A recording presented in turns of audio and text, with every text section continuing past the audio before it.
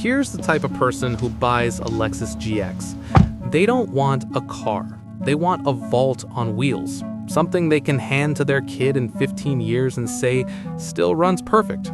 They're not chasing clout, they're chasing permanence. And for 2 decades, the GX delivered exactly that promise. But this new one, the GX550, it's got something the old one never had, a flaw that could actually break that promise. And by the end of this video, you'll know exactly what it is. Let's start with what Lexus absolutely nailed, because they nailed a lot. Look at this thing. The 2026 GX550 doesn't look like a crossover pretending to be a truck. It looks like a truck that went to finishing school. The squared-off body, the massive grille, the upright greenhouse, it has more visual confidence than anything in its class. The BMW X5 looks like it's trying to be aerodynamic. The GX looks like it doesn't care about aerodynamics at all, and somehow that's cooler. This is a truck that has a face you remember, and in a segment full of bloated jelly beans, that matters. Under the hood is a twin-turbocharged 3.4-liter V6, making 479 pound-feet of torque. And here's what that number means in real life. You pull out onto the highway, you barely touch the gas, and the whole truck just surges. There's no waiting, no revving. It's instant, effortless muscle. The Land Rover Defender has a similar party trick, but the GX does it without making you wonder if something's about to break. But hold on, because that engine is also connected to one of this truck's most embarrassing problems, and we'll get to that in about 2 minutes. Most SUVs in this price range use electronic traction control to fake four-wheel drive.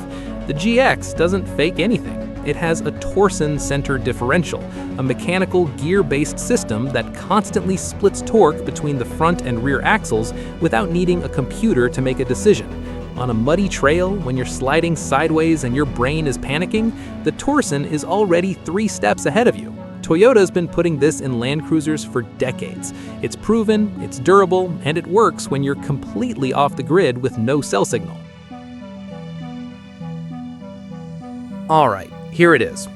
Get on a highway, hit 65, 70 miles per hour, and you'll start to hear it. A low, persistent whistling coming from the A-pillars and the door seals. Some owners describe it as a low hum. Others say it's more of a vibration they feel in their hands on the steering wheel. And then there's the hood. At highway speeds, the hood develops a visible flutter. Not dramatic, but enough that you notice it. Enough that it'll bother you on a long drive. For a $75,000 truck, that's not acceptable. A Toyota 4Runner doesn't do this. A Defender does, but at least that car's got an excuse. It's British. Here's something that makes the math on this truck genuinely interesting. Lexus GX models hold their value better than almost anything in the full-size luxury SUV segment. We're talking 60 to 65% of original value after 5 years, in a lot of markets. The X5 drops faster than your confidence when you see the repair bill. The Defender's improving, but it's got a reputation to rebuild. The GX? People line up for used GX models. That means if you buy one today, you're not just buying a truck, you're buying an asset. Now, that resale story only holds if the truck stays reliable, and the next worst point is where that gets complicated. The GX550 launched with a completely new electrical architecture, and it came with the problems that always follow brand new electrical systems. Owners on forums are reporting phantom warning lights, infotainment freezes. One owner documented his screen going completely black on startup, 3 times in 2 weeks.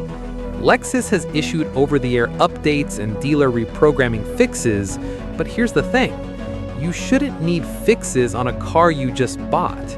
The old GX460 was mechanically prehistoric, but it worked every single time. This new one feels like Lexus rushed it out the door to compete with the Land Cruiser relaunch and the Defender refresh. Early adopters are essentially paying $75,000 to be beta testers. The GX550 is rated to tow over 9,000 pounds. That's not an SUV number, that's a truck number. The BMW X5 tops out around 7,200 pounds. The Defender 130 pulls about 8,200. The GX walks past both of them. And because of that Torsen diff and the proper body-on-frame construction, this truck actually feels stable when it's towing. It doesn't wander, it doesn't squat dramatically, it just pulls. Toyota and Lexus made a decision that the rest of the industry is too proud to make.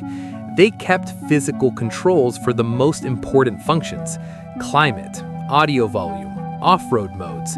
There's a real tactile dial for each one. You don't have to dig through 3 submenus to turn on the seat heater. You don't have to take your eyes off the road to adjust the fan speed. This sounds like a small thing until you've spent a week in a Tesla or a Range Rover doing exactly that. Here's the honest truth. The GX460, a truck that's now over a decade old, had a more premium feeling interior than this one does in certain spots.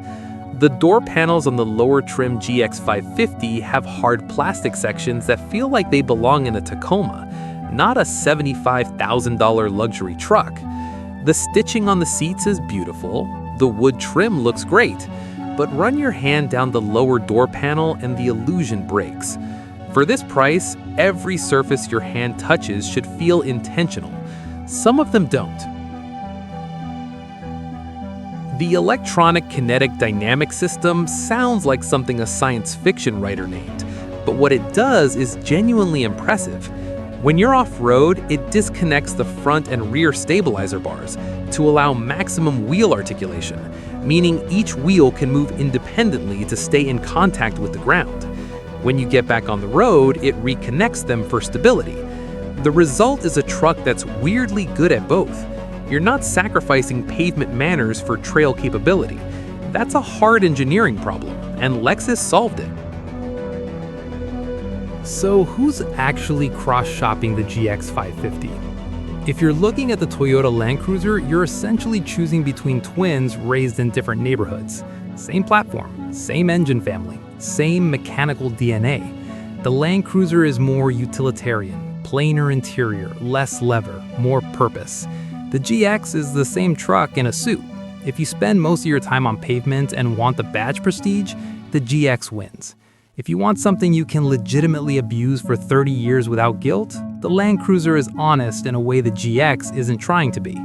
The Land Rover Defender is the emotional choice. It's dramatic, it's good-looking in a completely different way, and statistically, it will spend more time at the dealer than the GX ever will.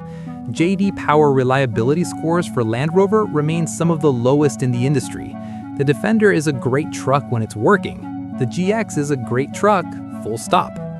The BMW X5 is the pavement princess of this comparison. Brilliant to drive on a road, genuinely impressive technology, but take it off-road and it gets nervous. It's a car pretending to be a truck, and eventually that pretending costs you. The GX doesn't pretend to be anything it isn't.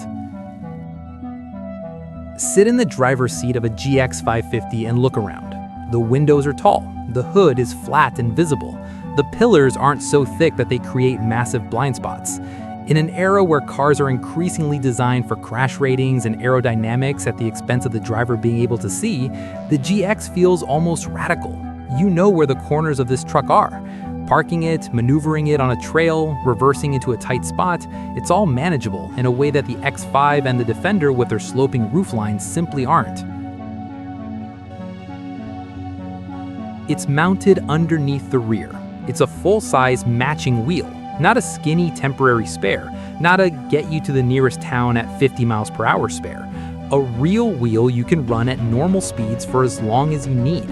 This matters if you actually use the truck the way it's designed to be used. A sidewall puncture on a trail 3 hours from pavement is a very different situation when you have a real spare versus a donut. The Defender gives you a full-size spare on some trims. The X5 gives you a can of foam and a prayer. The GX550 gets roughly 17 miles per gallon combined, which is expected for a truck this size. But the real frustration isn't the number, it's the sensitivity. This engine is tuned for premium fuel. Put in regular consistently, and owners report a noticeable drop in power delivery and smoothness. Some have reported slightly elevated engine knock. Over 5 years of ownership, that premium fuel requirement is a real cost that the window sticker doesn't make obvious. The Land Cruiser has the same issue, but it's still worth calling out because the GX markets itself as a practical luxury choice, and premium fuel only chips away at that practicality. So here's the honest answer to the question this whole video has been building toward. Is the 2026 Lexus GX550 worth it? If you buy it today, you're accepting some risk. The electrical issues are real. The interior quality dip is real. The wind noise at highway speed is real. These aren't deal breakers, but they're not nothing either. What you're getting in return is a truck with legitimate off-road capability, legendary long-term durability, assuming the new electrical system matures the way Lexus's engines always have, and resale value that makes almost every competitor look embarrassing. The Defender is sexier, the Land Cruiser is purer, the X5 drives better on a road, but none of them package all of this. The towing, the Torsen diff, the E-KDSS, the physical controls, the resale value, in one truck at this price with this reliability track record. The question isn't whether the GX550 is a great truck. It is. The question is whether this specific model year is fully cooked. And the honest answer is not quite yet. Give it one more model year for Lexus to fix the software. Or buy a 2026, get it dealer updated, and drive it for 15 years knowing that the bones of this thing are essentially bulletproof. Because at the end of the day, the person buying a Lexus GX550 isn't chasing the latest thing. They're not standing in a showroom trying to impress anyone. They want a vault on wheels, something they can hand to their kid in 15 years and say, still runs perfect. And with just a little patience, that's still exactly what this truck can be.